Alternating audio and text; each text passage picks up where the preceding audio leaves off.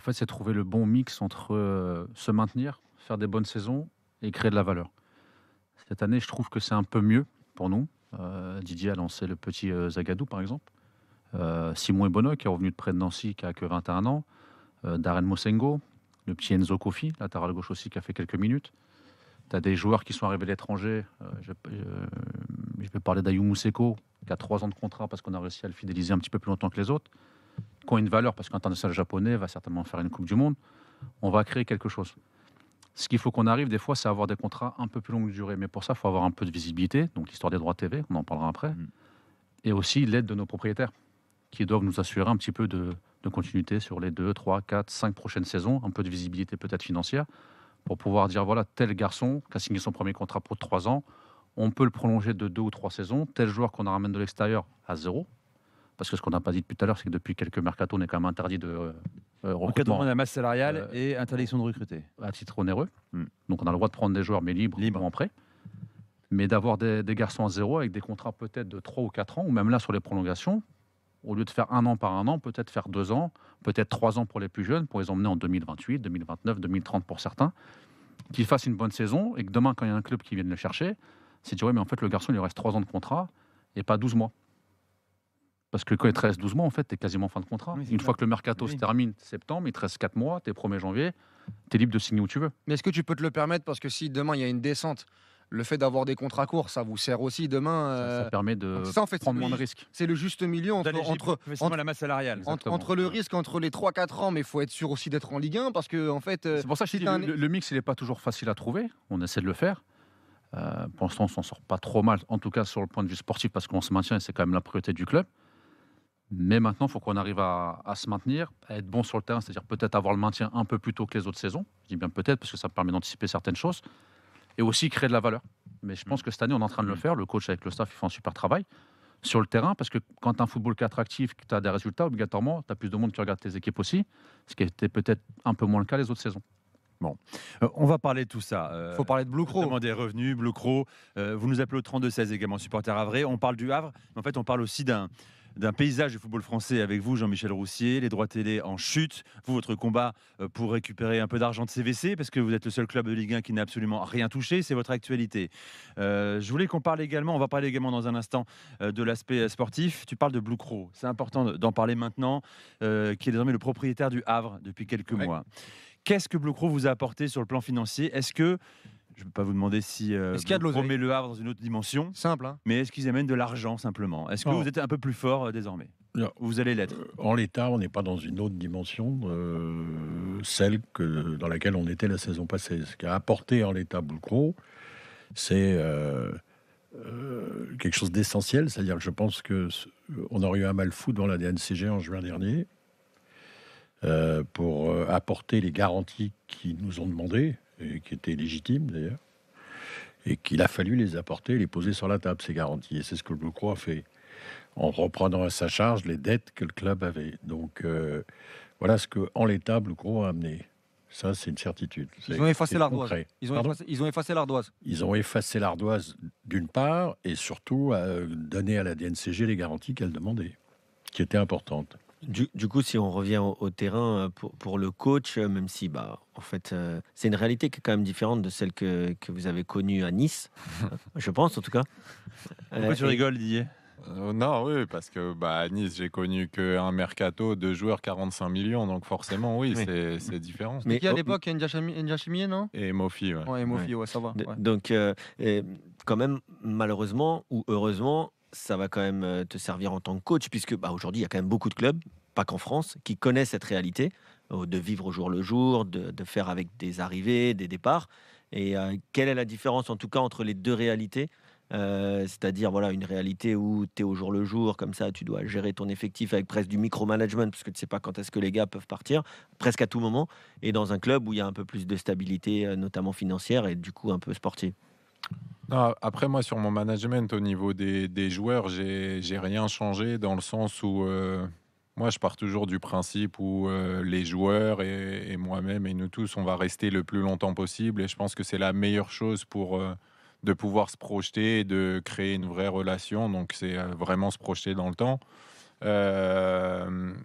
et vivre chaque jour vraiment pleinement. Donc ça, j'ai rien changé à ce niveau-là.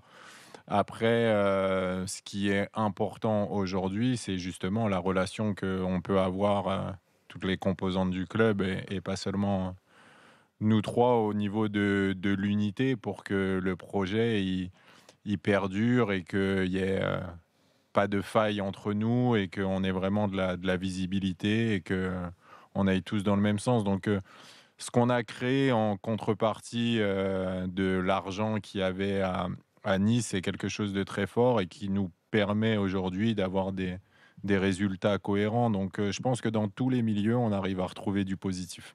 Mais messieurs, moi j'ai une question globale. Il n'y a pas de la frustration en fait quand on a pris le club en Ligue 2 avec Jean-Michel et Mathieu, et qu'on l'emmène aujourd'hui à ce projet-là avec aussi peu de moyens, et qu'on a un repreneur après Monsieur Volpe, et on nous dit en fait au final, hormis les garanties qu'on donne à la DNCG, on n'a pas forcément de visibilité pour passer un cap. On n'est pas frustré quand on regarde les autres équipes de Ligue 1, quand on voit le travail que vous faites au jour le jour, non? Il n'y a pas de... On le savait, enfin, il n'y a pas d'effet de surprise. Je revenais juste sur ce que vous disiez. On n'est pas dans une instabilité financière. On n'a pas de moyens. Insécurité, je dirais. Insécurité. En réalité, on n'a pas de moyens. Donc, on a... On est stable. On est stable dans la pauvreté. Voilà, en fait, le mec qui n'a pas d'oseille, qui Oui, n'a oui, pas, pas d'oseille. un plan d'épargne, qui n'est pas propriétaire de sa maison. Voilà. Donc, il est dans une relative insécurité, ce qui n'empêche pas de vivre à peu près normalement, ou d'essayer de Ou de vivre survivre normalement. presque, Voilà. quoi, dans cet environnement. Alors, à l'échelle de la Ligue 1, on veut survivre. C'est comme si C'est ça. nous, on est le mec qui n'a pas l'oseille, qui n'a rien, et qui va quand même aller passer ses vacances à Saint-Tropez. Ça représente à peu près ça. Du coup, il travaille la nuit, il travaille le matin, il a 3 jobs. S'il a envie d'aller passer ses vacances à Saint-Tropez, il faut qu'il ait 3 fiches de paye, Ok. au moins et encore. Mais non, c'est pas une insécurité. On n'a pas de moyens à l'échelle de la Ligue 1. Voilà. Oui, mais c'est Mais quoi, attends, vous allez bien tous ou pas? On est d'accord, tout va bien. Très bien. Donc, Vous êtes On a- très heureux on a perdu ensemble. quelques cheveux, mais ça va. ouais, non. Non, mais sincèrement, c'est important ça. Mais C'est que vous vivez bien ensemble.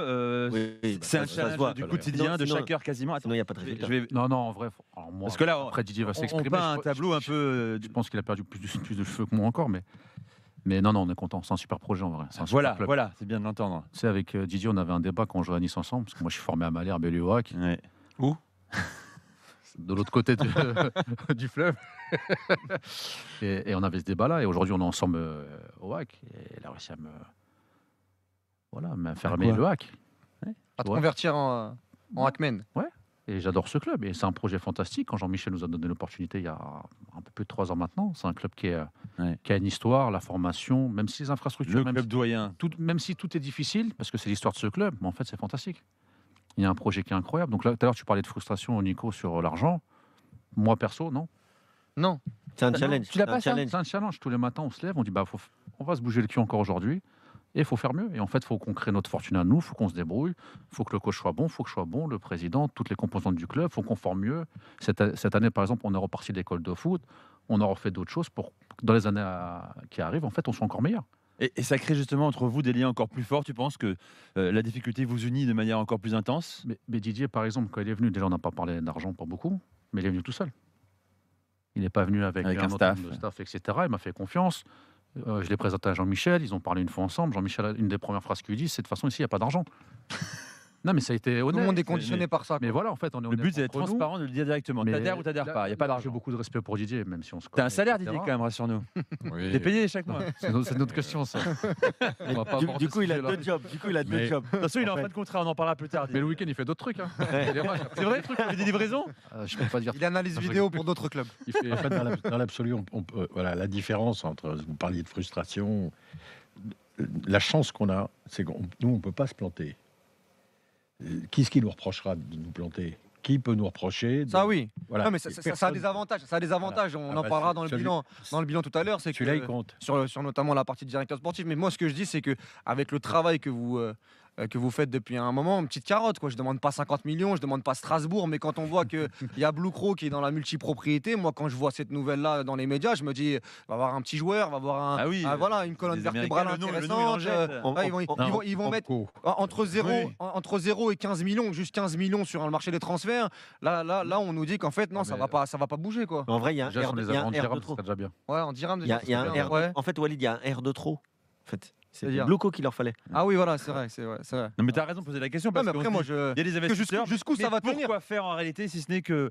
pourquoi Déjà pas pour faire survivre le club, il l'a dit Ouais. quand même. Oui, c'est déjà une bonne Il a base, précisé Jean-Michel. effectivement. Oui, oui. Mais sur un projet à long C'est terme, le plus important. dans quelle un est leur club. ambition? C'est On va la en co- parler. C'est la dans un continuité. instant. Dans un instant, on parlera aussi du début de saison avec toi, Didier, ton effectif, son évolution, ton effectif en tant que coach également, ton évolution en tant que coach également depuis que tu es arrivé au Havre, ta deuxième saison ici, après celle à Nice. Tu avais pris en main le gym, tu avais succédé à Lucien Favre. Reste avec nous. Génération After avec Kevin Diaz, Walid Acharchour, Jean-Michel Roussier, Didier Digard, Mathieu Bonnemer, en direct du stade Océane du Havre. En direct du stade Océane du Havre avec Kevin Diaz, Walid Acharchour, le président du HAC, Jean-Michel Roussier, le directeur sportif Mathieu Bonnemer et l'entraîneur Didier Digard.